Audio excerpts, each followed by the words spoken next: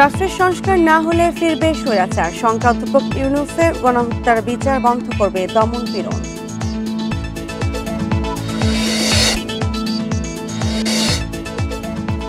জুলাই সনদের খসড়ায় মত দিতে হবে আজই, অমীমাংসিত বিষয় রয়ে যাওয়ায় কয়েকটি দলের অসন্তোষ।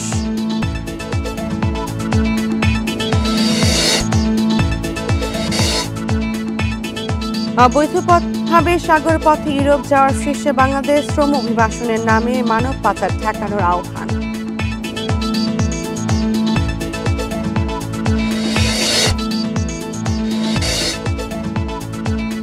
দুর্নীতি অনিয়মে থমকে আছে সিলেট বিমানবন্দরের নতুন টার্মিনাল নির্মাণ কাজ। ২১২ কোটি টাকা তুলে নিয়েছে ঠিকাদার।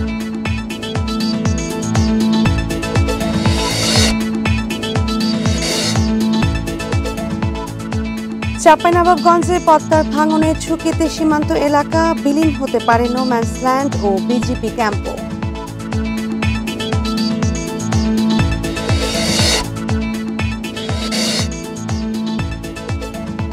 রাউজানে সংঘর্ষের জেরে চট্টগ্রাম উত্তর বিএনপির কমিটি বিলুপ্ত, গিয়াস কাদের চৌধুরীর সদস্য পদ স্থগিত।